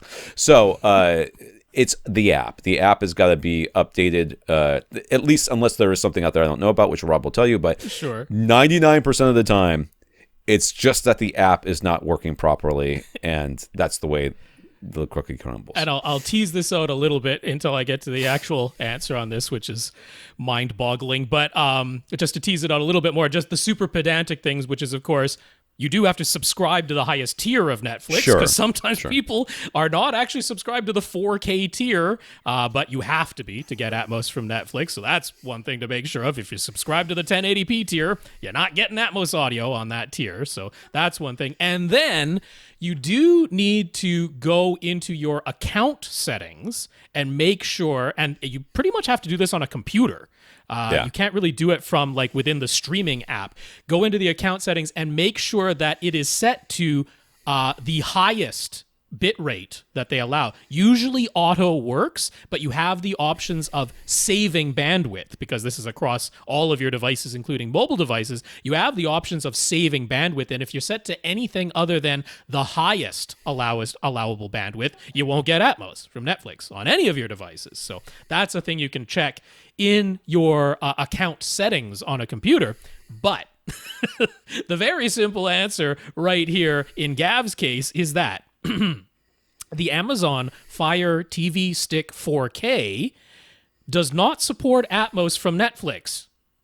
If you go to the Netflix support page for all of the Amazon Fire TV devices, they actually have a table, and it shows you which of the Amazon Fire TV devices supports Atmos, and it is only the Fire TV Cube, both the first gen and the second gen, and I happen to have a Fire TV Cube as my Amazon device, so this was working for me when I tried setting my X6700H to 5.1 with virtualization on. I'm like, Atmos is working for me, but I have an Amazon Fire TV Cube, and that is one of the devices that supports Atmos from Netflix. The other two are the newest Fire TV stick. That is the HD Fire TV stick. That's the 3rd generation. So that's the one they're selling right now. And the new Fire TV Stick 4K Max. Okay, not the Fire TV Stick 4K, the Fire TV Stick 4K Max supports Atmos from Netflix. It is app specific. I would not be convinced at all that it is impossible to get Atmos from Netflix working on the Fire TV Stick 4K, non-Max, because like you say, it works from Disney Plus. So I don't. And actually, Apple TV just updated their app on the Fire TV Stick 4K to support Atmos from Apple TV Plus.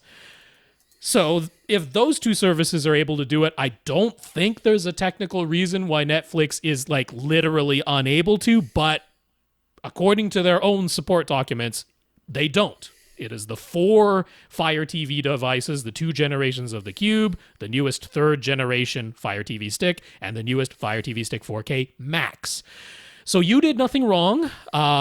Being confused by this is certainly not wrong because it's ridiculous. I didn't even realize that was the case. With no Atmos support from Netflix on the Fire TV Stick 4K. So I learned something there too.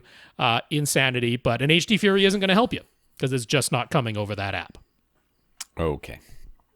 That should be it. Who do we have left? Ron. Ron is on the list for next week. He actually did come in on the wee early hours of Monday morning. So if I were being strict and cutting it off as Sunday night, as I do, because, you know, those are the rules as handed down to me by a higher power, that I must cut it off on Sunday night. Well, then, there you go. Higher power being yourself.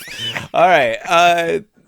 We want to thank our listeners of the week. We want to thank Jacob for going to avrant.com, clicking on the Buy Us a Cup of Coffee link, and sending us a PayPal donation, as well as our 135 patrons over at patreon.com, including Ron. So thank you, Jacob. Thank you, patrons, and thank you, Ron. Yes, indeed, Jacob. Thank you very much for the PayPal donation. Really appreciate the financial support. And patreon.com/AVRant podcast is the place to go if you'd like to sign up for an automatic monthly donation. So a big thanks to our 135 patrons over there. And Ron, thank you for being one of them. And I would thank Jacob again, I think it's the same Jacob, for sending us Amazon gift cards. Yeah, very nice. Thank you, Jacob. Appreciate the Amazon gift cards. We also got notes of gratitude from Mike, Gurinder, Jeremy, Nathan, Joe, Gav, and Ron. So thank you for thanking us. Yep, indeed. Those were notes of gratitude for keeping the podcast going. Come what may, we're still around here. We missed one week back there somewhere.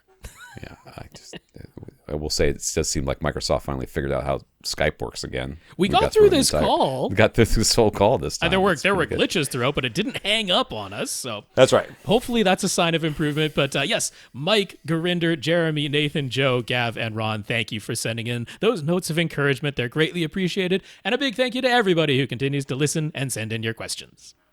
Okay. For AVRant, I'm Tom Antry. And I'm Rob H. Now stay in and listen to something.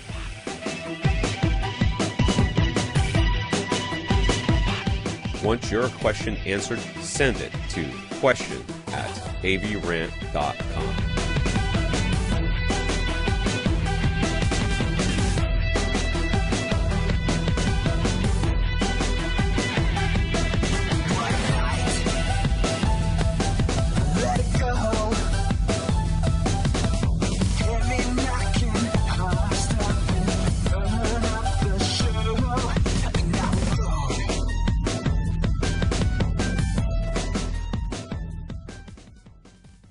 This is AVRant. Now go out and listen to something.